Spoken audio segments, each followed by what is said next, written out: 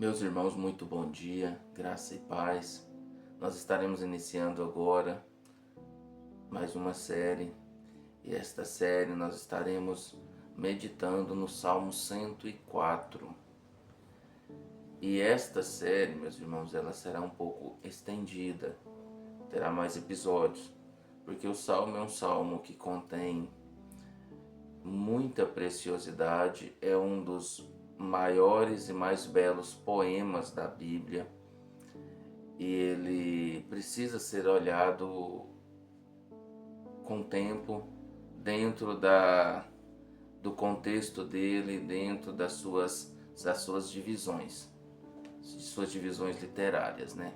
E também de assunto também, né? Porque ele está aqui falando da criação, ele está expressando todo o seu louvor a Deus na forma que Deus criou e na forma que Deus organizou todo este mundo, né?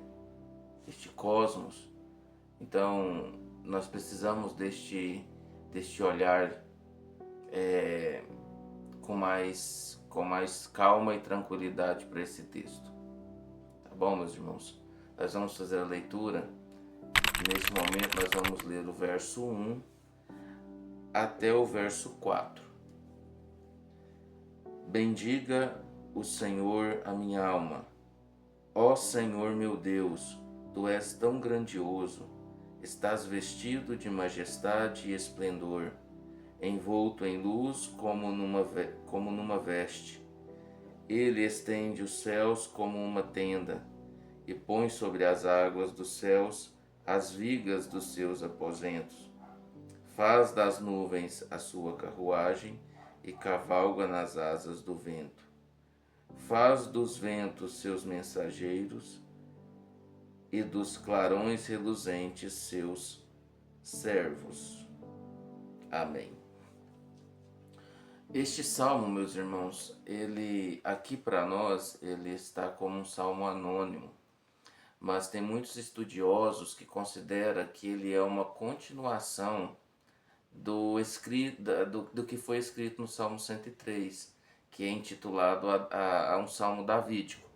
Só que o 103 ele está tratando de um louvor à redenção do Senhor, a tudo que o Senhor fez em relação ao pecado, à salvação do homem, à misericórdia, à graça e assim por diante.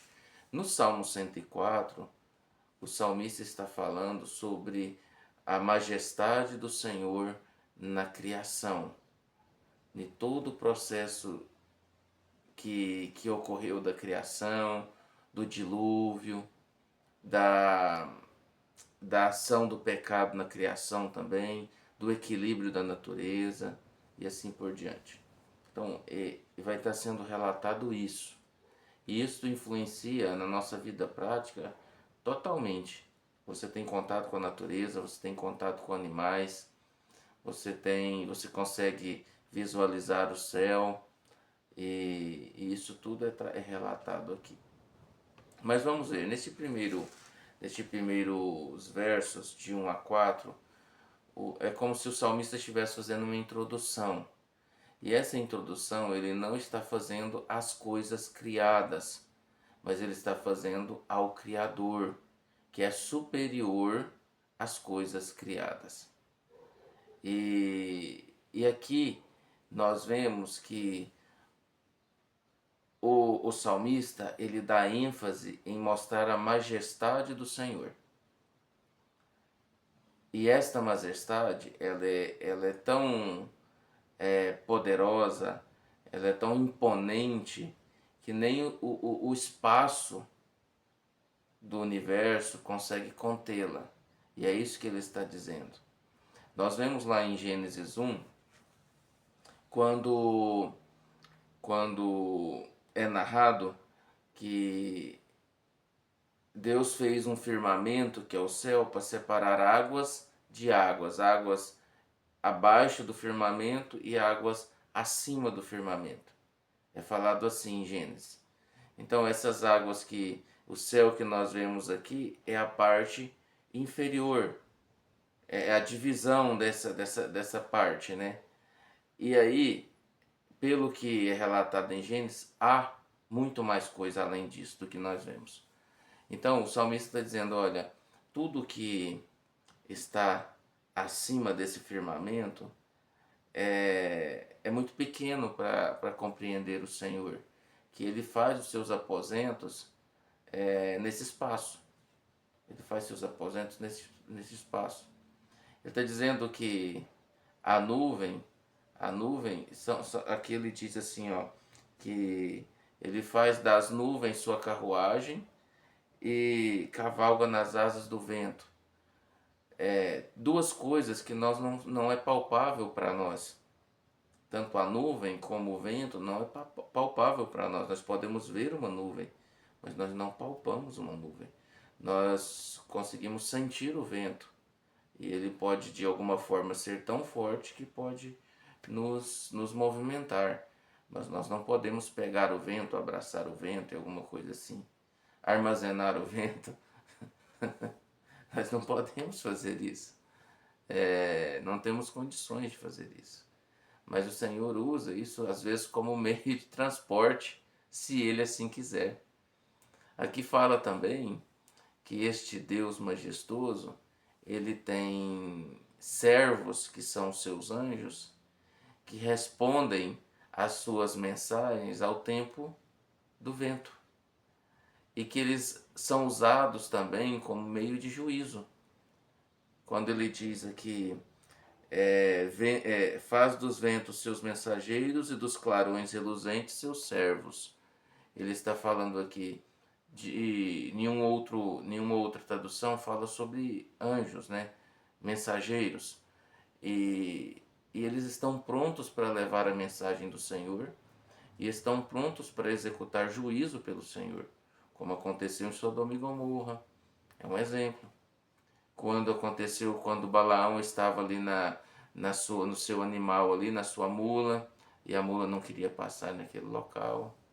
Quando aconteceu aquele anjo que veio e matou aproximadamente 185.000 soldados assírios.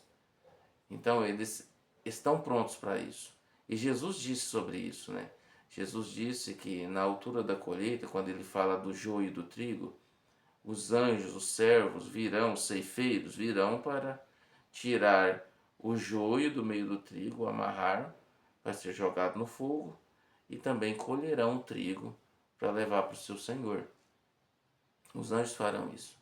Então, olhando para este texto introdutório, nós deveríamos entender que o Senhor é tão majestoso que Ele deve ser o único a receber honra, receber louvor, a ser reverenciado, como uma majestade mesmo.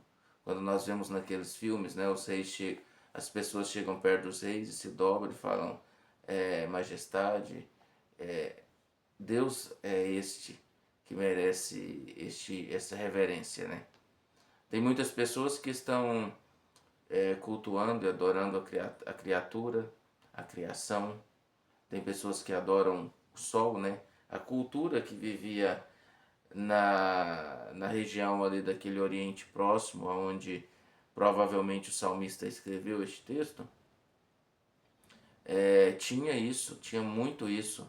Tinha adoração à lua, adoração ao sol, adoração em figuras de animais e assim por diante. Mas nós vemos que nada disso é majestoso. Majestoso é o nosso Deus.